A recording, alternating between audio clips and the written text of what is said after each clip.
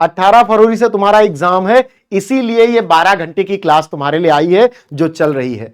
इस 12 घंटे की क्लास में क्या क्या पढ़ने वाले हैं ये जान लेना बहुत जरूरी है। जब तुम्हारे पास एक प्रॉपर टाइम टेबल होता है ना, एक प्रॉपर प्लानिंग होती है, तो तुम बहुत अच्छे से उसे अपने अंदर उतार पाते हो और उसका समुचित प्रयोग अपने एग्जाम में कर पाते हो। 18 फरवरी को 2 बजे जब तुम लिखना शुरू करो और तुम्हारे सारे डर, सारी चिंताएं दूर हो जाएं, उसके लिए ये 12 घंटे वाली क्लास है जो लाइव चल रही है, जिसको तुम्हें पूरी देखना है और मेरे साथ देखना है। क्या क्या पढ़ाऊंगा और कितने कितने नंबर का कौन कौन सा टॉपिक आता है ये बताने के लिए आज आया हूं। इसको बहुत ध्यान से देख लेना, क्योंकि अगर ये मैपिंग तुमको पता चल गई तो ये क्लास तुम्हारे लिए वैल्यूएबल हो जाएगी। समझ लो क्या क्या पढ़ाने वाला हूं। देखो, गद्यांश पर आधारित तुम्हारे सवाल आते हैं कितने, एक गद्यांश होगा, उस पर 5 सवालों का उत्तर देना होगा, हर एक सवाल 2 नंबर का होगा, तो आपका ये 10 नंबर हो जाता है। ऐसे ही पद्यांश पर आधारित 5 सवाल आते हैं और ये 2 नंबर का होता है और इसका 10 नंबर हो जाता है। तो गद्यांश और पद्यांश, गद्यांश में जैसे आपका राष्ट्र का स्वरूप है, आपका अशोक का फूल है,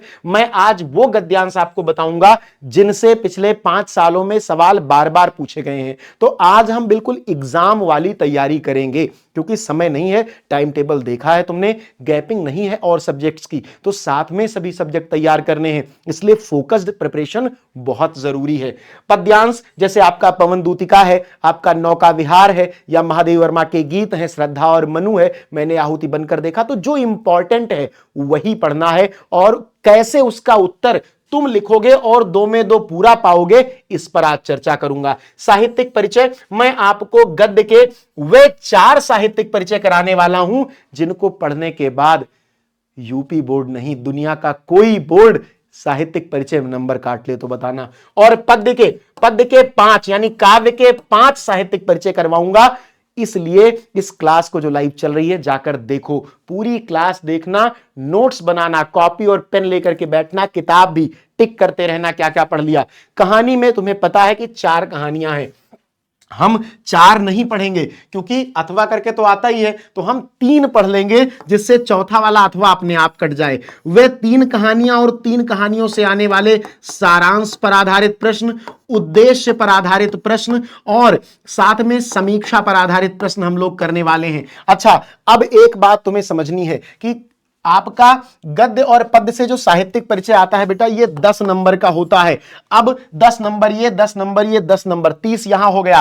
5 नंबर कहानी से मिलता है तुमको, तुम्हारा 35 नंबर हो गया। खंड काव्य, चाहे तुम्हारा मुक्तिदूत है, चाहे सत्य की जीत है, चाहे तुम्हारा रश्मिरथी है, चाहे जो भी तुम्हारा है, कौन से क्वेश्चन पढ़ने हैं, क्योंकि खंड काव्य के लिए पूरा दिन नहीं है, एक सवाल बताऊंगा खंड काव्य का, वही पढ़ोगे, वही पेपर में आएगा और इसके भी तुमको 5 नंबर मिल जाएंगे। तो कितने नंबर हो गए टोटल? 30, 5 35, 5 40। संस्कृत दिग्दर्शिका से बेटा 14 नंबर का सवाल आता है। ध्यान देना, संस्कृत दिग्दर्शिका में गद्य खंड 7 नंबर का और श्लोक 7 नंबर के, वही श्लोक पढ़ने हैं और वही गद्य पढ़ना है, क्योंकि मुझे पता है तुम्हारी संस्कृत कमजोर है। कितने बच्चे ऐसे हैं जिनकी संस्कृत कमजोर है? कमेंट करके बताओ, कमेंट करके बताओ, क्योंकि ये जानना मेरे लिए जरूरी है। अगर ये डेटा मेरे पास रहेगा तो मैं और अच्छे से तुम्हारे लिए वो प्लान कर पाऊंगा, या इनमें से कौन सा टॉपिक टफ है। वैसे एक बात बताऊं, ये क्लास देखने के बाद यकीन मानो कोई टॉपिक तुम्हारे लिए टफ नहीं रहेगा। हिंदी व्याकरण की बात करता हूं, उसके पहले मैं पत्र और निबंध की बात कर लेता हूं। अगर मैं पत्र और निबंध की बात करूं बेटा, तो मैं तुम्हें 3 ऐसे पत्र दूंगा। पत्र तुम्हें पता है 6 नंबर का आता है। 3 ऐसे पत्र दूंगा जिन पत्रों को पढ़ने के बाद चौथा तुम्हें छूना नहीं पड़ेगा। और निबंध तुम्हें पता है, अब तुम्हें तुम्हारे सीनियर तो नहीं मिलेंगे बताने के लिए, लेकिन निबंध में मैं तुम्हें 5, सिर्फ 5 निबंध करवाता हूं और हर साल ये 5 निबंध 7 सेट में फंसते हैं।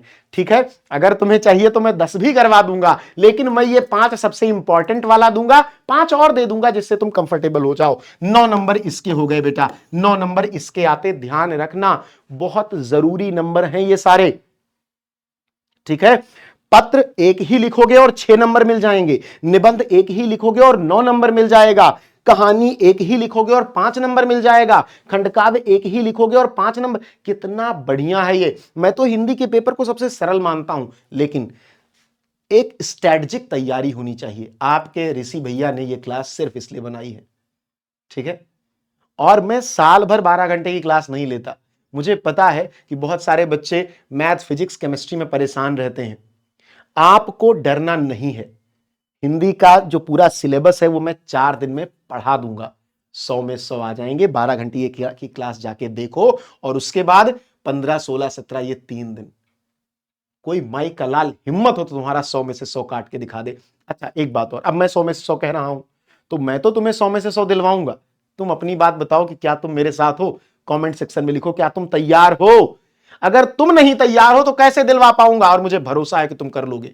तो सभी लोग धैर्य से बैठो, आज की क्लास लंबी चलने वाली है लेकिन पूरी क्लास 12 घंटे तुमको ये क्लास देखनी ही देखनी है, क्योंकि इससे तुम 40 से 95 प्लस पर पहुंचने वाले हो। ध्यान रखना।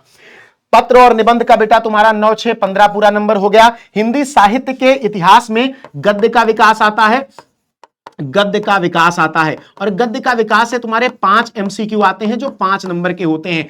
ये 5 एमसीक्यू बहुत देखो फ्री के नंबर होते हैं। जब भी ऑब्जेक्टिव सवाल की बात आए तो वो फ्री का नंबर है। टिक किया नंबर मिल गया, टिक किया नंबर मिल गया। ऐसे ही तुम्हारे हिंदी साहित्य में काव्य का इतिहास आता है। काव्य से भी तुम्हारे 5 सवाल एमसीक्यू आते हैं और ये भी 5 नंबर का, तो ये 5, 5, 10 नंबर तुम्हारे हो जाते हैं।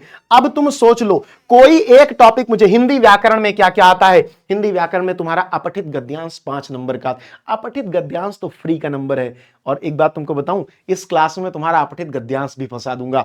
अब बात करो अनेकार्थी शब्द, शब्दों में सूक्ष्म अंतर, वाक्यांश के लिए एक शब्द, वाक्यों में त्रुटि मार्जन, क्या बचेगा जो तुम्हारे दिमाग में न घुस चुका हो इस क्लास के बाद? तो जाओ क्लास देख लो ये 12 घंटे की, और अपने ऊपर भरोसा करके देखना कि तुम कर लोगे। तुम्हारे जैसे ही लोग टॉपर बनते हैं। कोई पिछला टॉपर तुमसे ज्यादा स्मार्ट नहीं है, जाके फोटो देख लेना तो तुमसे हो जाएगा। बस मम्मी पिताजी को बता दो कि थोड़ा आज 12 घंटे की क्लास कर लेने दो भाई। 18 को पेपर, और जब 2 बजे तुम जाओ ना, सबसे तेज और सबसे सटीक तुम्हारी कलम चलेगी। ये तुम्हारे ऋषि सर का दावा है। कुछ भी हो जाए, ये पूरा सिलेबस कहीं भी तुमको स्पीड ब्रेकर की तरह रोक नहीं पाएगा। ठीक है, तो आपका हिंदी व्याकरण, कोई एक भी टॉपिक ऐसा हो जो बच गया हो तो मुझे बताओ। कोई एक टॉपिक बच गया हो तो मुझे बताओ। सब मैंने करवाना है आज, और सब तुमने पढ़ना है आज। तो कसम खा लो, मेरे साथ लिख दो sir I am ready comment section में, और आ जाओ। 12 घंटे क्लास लाइव है, चल रही है। पूरी 12 घंटे क्लास देखना, क्योंकि फिर टाइम नहीं मिलेगा। समझ रहे हो कि नहीं? चलो वादा करके जाना कि सर आ रहा हूं क्लास में, और आके मिलो। मिलते हैं क्लास में।